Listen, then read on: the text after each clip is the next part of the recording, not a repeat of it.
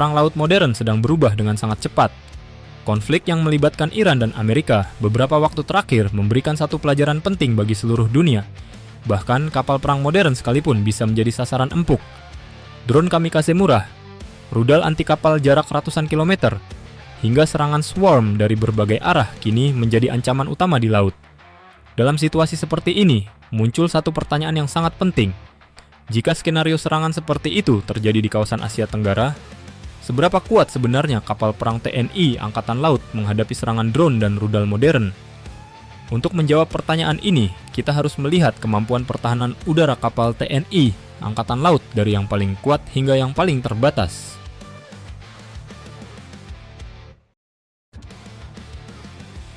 Heavy Frigate, payung pertahanan armada.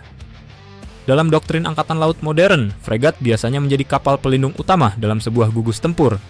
Kapal ini bertugas mendeteksi ancaman udara dan menembakkan rudal interceptor sebelum ancaman tersebut mendekati armada. Salah satu fregat masa depan TNI Angkatan Laut yang menarik perhatian adalah Balaputra Dewa Class.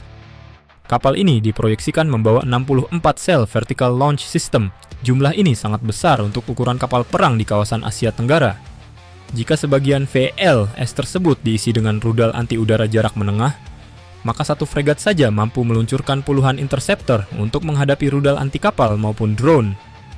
Dalam skenario serangan terbatas, fregat dengan konfigurasi seperti ini secara teori mampu menahan 1 hingga 2 gelombang serangan rudal. Kemungkinan bertahan kapal dengan sistem seperti ini bisa mencapai sekitar 75 hingga 80%. Namun angka ini berlaku jika serangan datang dalam jumlah terbatas, bukan swarm besar seperti yang sering terlihat di konflik modern.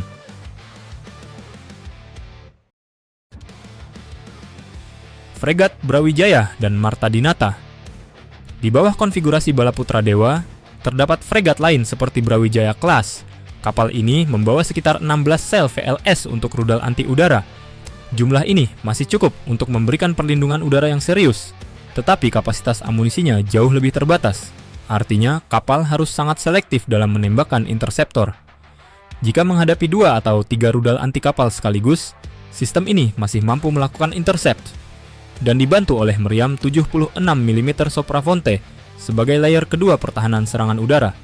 Namun jika jumlah ancaman meningkat, stok rudal dapat habis dengan cepat. Situasi yang hampir sama juga berlaku pada Marta Dinata Class. Fregat ini menggunakan VL Mika sebagai sistem pertahanan udara utamanya. VL Mika adalah rudal jarak menengah yang cukup efektif untuk menghadapi pesawat tempur, helikopter, drone, serta rudal anti kapal yang mendekat. Dan untuk layer kedua, fregat ini dibantu dengan Oerlikon Millennium Gun. Dalam skenario realistis, fregat dengan konfigurasi seperti ini memiliki peluang bertahan sekitar 60 hingga 70% terhadap satu gelombang serangan rudal terbatas. Tetapi jika menghadapi serangan saturasi, peluang bertahan bisa turun cukup signifikan.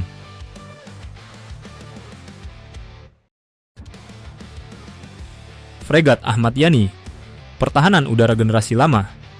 Fregat Ahmad Yani Class berasal dari desain yang jauh lebih tua. Pertahanan udara kapal ini mengandalkan sistem rudal Mistral. Rudal ini sangat efektif untuk menghadapi helikopter atau drone, namun jangkauannya relatif pendek. Artinya, rudal musuh sudah harus berada cukup dekat sebelum bisa diintercept. Dalam peperangan modern yang dipenuhi rudal anti kapal berkecepatan tinggi, waktu reaksi menjadi sangat terbatas. Karena itu, dalam skenario serangan modern, kemampuan bertahan fregat dengan konfigurasi seperti ini kemungkinan berada di kisaran 40 hingga 50% jika serangan udara ringan.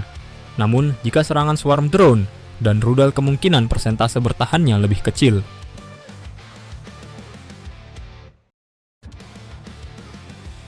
Korvet, perlindungan udara terbatas. Masuk ke kapal kelas korvet, kemampuan pertahanan udara biasanya semakin terbatas. Korvet Diponegoro Class menggunakan sistem Mistral Tetral. Sistem ini mampu memberikan perlindungan udara jarak dekat terhadap drone dan rudal yang mendekat. Namun dibandingkan fregat dengan VLS, jangkauan dan jumlah interceptor jelas lebih kecil. Sementara itu, Bung Tomo Class dikabarkan berpotensi mendapatkan upgrade VL Mika di masa depan. Jika upgrade ini benar terjadi, maka kemampuan pertahanan udara korvet tersebut bisa meningkat cukup signifikan. Korvet dengan sistem rudal jarak pendek biasanya memiliki peluang bertahan sekitar 50 hingga 60% terhadap satu serangan terbatas. Tetapi, jika menghadapi beberapa rudal sekaligus, tingkat risiko terkena hit akan meningkat dengan cepat.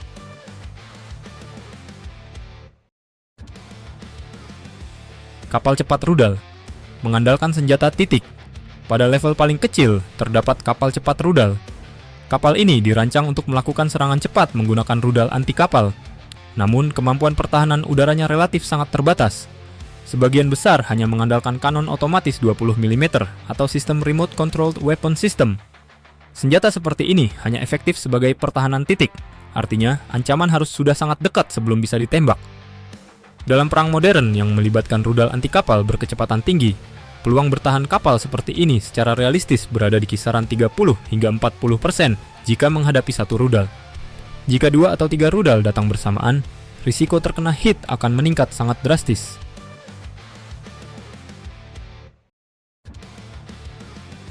Jawaban utama: seberapa kuat armada TNI Angkatan Laut?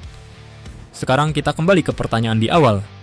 Seberapa kuat kapal perang TNI Angkatan Laut menghadapi serangan drone dan rudal modern seperti di konflik Iran dan Amerika? Jawabannya adalah cukup kuat, tetapi belum sepenuhnya ideal.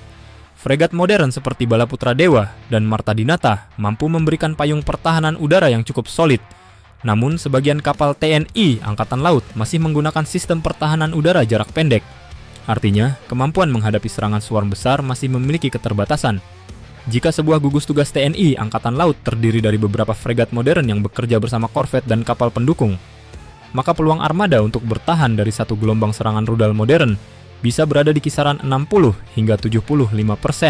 Tetapi jika menghadapi serangan drone dan rudal dalam jumlah besar secara bersamaan, seperti yang mulai terlihat dalam konflik modern, tingkat keberhasilan serangan terhadap kapal masih bisa mencapai 30 hingga 40%.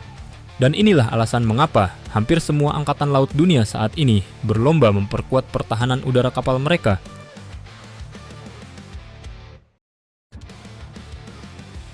Perang laut modern tidak lagi hanya tentang siapa yang memiliki kapal paling besar, tetapi siapa yang memiliki pertahanan udara paling kuat.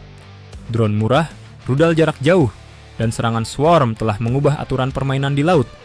Dan bagi TNI Angkatan Laut, modernisasi sistem pertahanan udara kapal perang akan menjadi salah satu faktor paling menentukan dalam menjaga kekuatan armada di masa depan. Karena di medan perang laut modern, kapal perang tanpa payung pertahanan udara yang kuat hanya tinggal menunggu waktu untuk menjadi target berikutnya.